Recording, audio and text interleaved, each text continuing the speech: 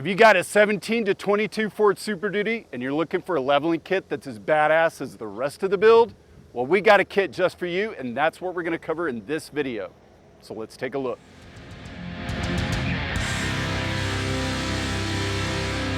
Hey everybody, it's Bubba with X's 4x4, and we build badass 4x4s. Well, this is my new tow rig. I guess I'm getting old, or maybe I'm just getting a little bit more bold, but I don't want to drive my rig to and from the trails anymore. I want to tow it there and tow it back.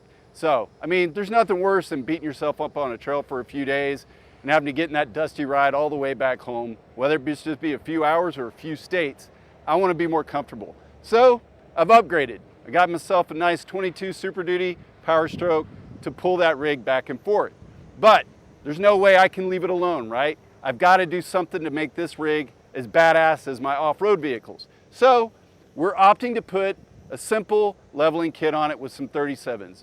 But you guys also know I'm not going to just put any leveling kit on there. I'm going to put what I hope to be the best leveling kit out there. So we found that Camburg Off-Road makes a badass leveling kit complete with radius arms and 2.5-inch Fox DSC shocks. So we're going to lift this thing up just enough to put those Nitto 37-inch trail grapplers underneath it, but not too much and be, you know, kind of a pain in the ass when you go towing. Because in my opinion, if I go any more than a leveling kit, if I get up to 4.5, 6 inches, something like that, the truck may look great, but when it comes to towing, I don't want to be having to find a 16-inch ball drop hitch to put on this thing. So we're just going to go with a leveling kit, put those 37s in there, and it's going to look really dope. To complete the look, we'll go around the rest of the truck and show you what I've done leading up to this, and we'll describe why I chose those products. So I'm going to jump in the truck, roll around the other side of the shop, and let Blake get to work putting this kit on. So let's go. All right, while Blake preps the truck for the install, I'll go over what makes this simple leveling kit actually not that simple and why we actually chose it. So as you can tell right off the bat, you're going to get a real nice set of radius arms manufactured by Camburg in their facility in Huntington Beach, California. Now, the reason we chose radius arms with our kit is because anytime you do any suspension lift, even a leveling kit, you really need to be concerned about whether or not you're keeping your steering geometry correct, and that's exactly what these are going to do. So as we lift that Jeep up, so as we lift that truck up, we're going to be reducing our caster, so we really need to put it back out there where it was for the stock OEM specifications. That's going to reposition the axle back, even at that raised height. We're going to put it right back where it was, so it's going to steer just like it did from the factory. Also in this kit, Camburg's going to include springs, no spacers. And whether you have a gas or a diesel, you need to specify that when you order it so that you get the right spring, because Camburg makes one for both of us. In our case, it's a diesel, so we got the diesel spring.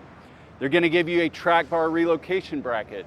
That's going to keep the axle centered under the front of the vehicle when you lift it, because it kind of swings on a pendulum. So as the truck goes up, the axle is going to want to move over. So we're going to reposition our track bar mount at the frame so that it's going to pull that axle back into place to the OEM specifications. So that way our tires look centered underneath the vehicle, and we're tracking with the rear just like we were before. Also, we chose Fox 2.5-inch DSC shocks to go with this. You can also get King. I'm a Fox guy, so I chose Fox. But these are nice because they have high-speed and low-speed compression adjusters. That's going to let us dial this truck's ride in just right, whether we're on the road or off the road. We could take this truck out, we could drive it in both scenarios, and we could dial the shocks in to whatever we want. So whether we're on the road or off the road, this truck's going to ride comfortable. And last but not least, brake lines. This is important because as we lift that truck away from the axle, we're keeping our brakes in place.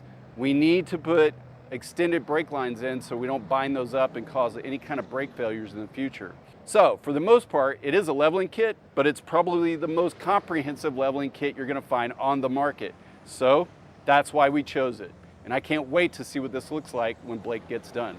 So I'm going to get out of the way and let that guy get to work.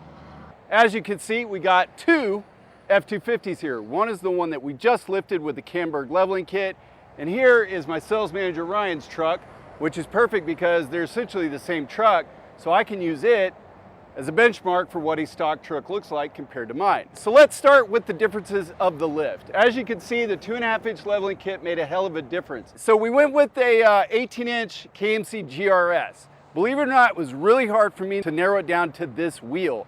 I wanted a solid black wheel. I wanted something that looked good. This has sort of that faux beadlock look that we usually see on all our KMC beadlocks. So it was a no-brainer. And they came in 18s.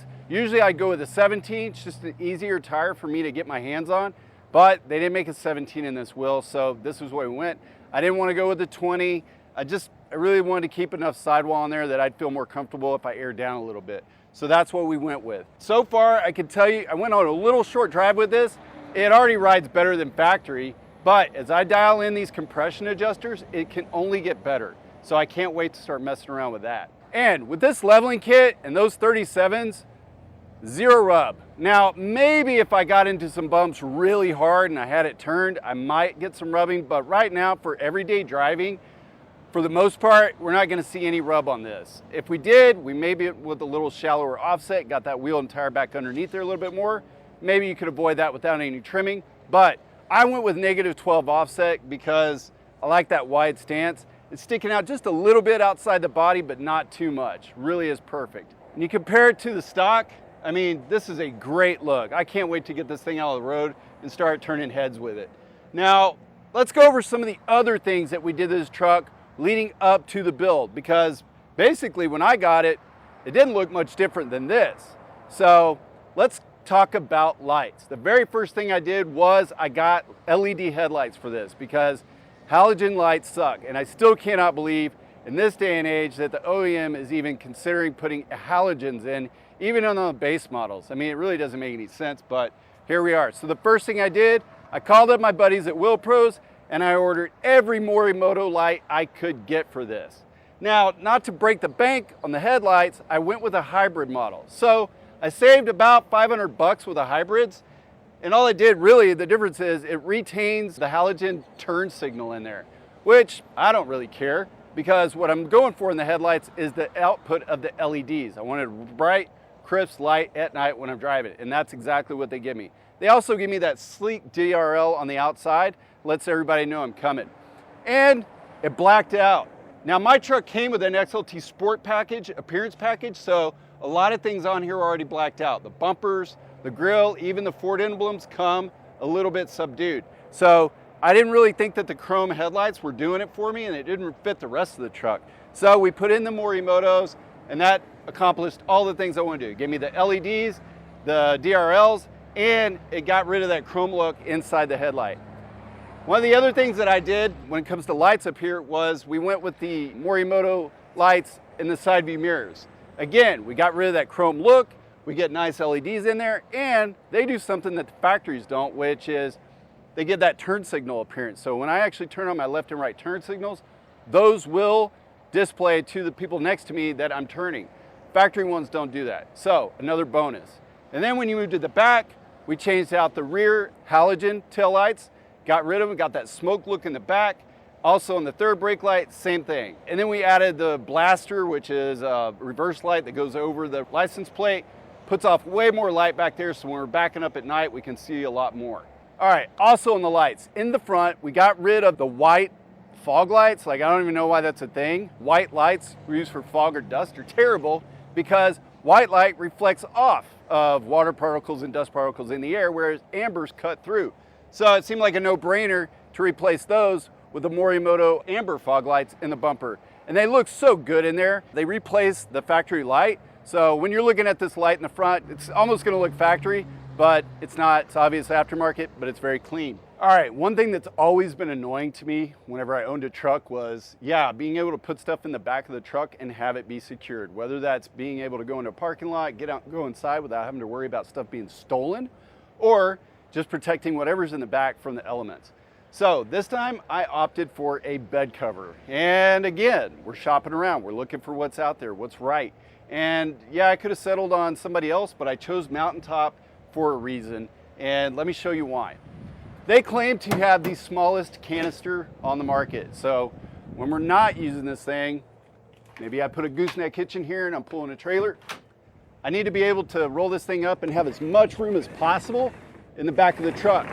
And that's what Mountaintop claims. They claim to have the smallest canister on the market. Now, I'll be fair, guys. I didn't go out there and measure them all, so if somebody out there wants to dispute that, hey, that's what the comment section's for, and I'm not gonna go in there and argue with you, so go for it. Now, It's great. It's got some nice gutters underneath here, or drains, so if it does rain, everything goes back in there. It's gonna go right out the front of the bed. We cut some holes in the bed, we ran those in there. It's gonna drain out every single time. In fact, it rained last night. This thing was parked outside. I didn't have any water in here this morning. I made sure to check to make sure that they were telling the truth, and it turns out they were. This is a great system also because it has these T-slots up here. So if I want to add some rails over the top of this from somebody like Rhino Rack or Go Rhino, those should work in here. In fact, there's a lot of different options out there for bed rails that'll go across the top. Those will slide right in. These caps pop off. You run those T-slots in there, and you can bolt down your racks wherever you want them. So if you want to put like a rooftop tent on the top of this, I guess you could. But yeah, I'm pretty impressed with this so far. I'm really happy with it, mostly because, like I said, now I can unlock that. I can pull it closed and I can put all my luggage back here, whatever. It's safe and secure. I can go into Buc-ee's and get me some beaver nuggets, and I don't have to worry about anybody ganking anything out of the back of the truck. So big win right there for the bed covers. All right, so bonus, Ryan also has a bed cover and he hates it. So I'm not gonna get in trouble for bagging on his bed cover right here, but you can see, like, this is the type of stuff we're talking about. You're not gonna get that with the mountaintop, because that's a retractable bed cover. This is a fold up. So over time, with those fold up bed covers, you're gonna start running into stuff like this where it's gonna start, you know, the rubber's gonna start breaking. Of course, now it's not sealing as well. He's gonna get water in there, stuff like that.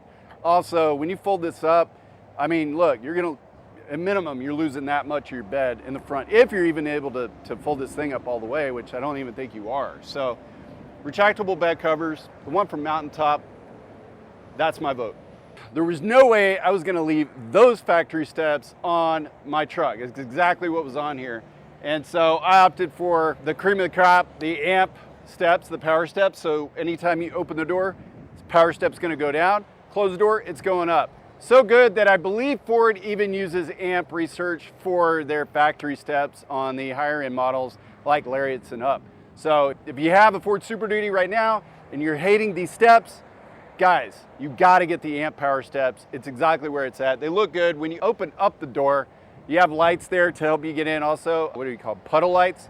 Anyways, they're a great choice. I love them, and my wife loves them too. Your wife will love them too. So also, one thing I want to touch on, I forgot about this, the black emblem. Now my truck came with that chrome emblem that's on here, and I mean, if I'm getting rid of all the chrome on here, that had to go as well. So that was a cheap pickup I got on eBay for like 200 bucks. Easy fix. If you guys have a truck like mine and you're hating the chrome, that's an easy fix right there too. All right, if you got a Super Duty, chances are you are going to be towing something, and so are we. I mean, we didn't build this thing just to look good. We want it to be towing capable. We want it to perform well when we tow. So we added airbags to the back, because sure enough, when we hook up to the trailer with something on it, it's going to squat in the rear, and we don't want that to happen. I mean, basically, we got rid of that when we put the leveling kit on there. I mean, that's why it's designed that way. So when you do hook up to something, it squats the back, it kind of sits flat. Well, by getting rid of that rake, if we hook up to something now, it's gonna squat the rear. We don't want that. So we opted for Ready Air Logic. It's an airbag system from ReadyLift. Super clean, easy to operate. You just download the app on your phone. You can adjust the air pressure on your app, set it to 10 to 30 PSI, whatever you want it to be. Hit set, it's gonna air those bags up and it's gonna level out your load. So it's gonna give you a great look, it's gonna give you a comfortable ride, and it's gonna get rid of that squat in the back. And that's exactly what we're looking for when we add something like airbags to the back. All right, so recapping over everything we've done to this truck, I can tell you that this Camburg suspension is exactly what you want to put on your Super Duty if you're looking to get rid of that rake, get a nice clean level, and have an awesome ride that you can dial into your specifications. By having the Fox DSCs or maybe the Kings with adjusters, you can dial in your suspension to ride exactly the way you want to. And it's tough, guys. We got those really gnarly fabricated radius arms that Camburg sells for the kit. It corrected the caster. This thing drives exactly like it did, or at least steers and feels like it did when it was stock this morning. So I'm super happy with it. I think you guys need to put this on your truck right away. So when you're ready, be sure to hit us up in the emails, give us a call at the shop, and we will build your Super Duty just as badass as this one.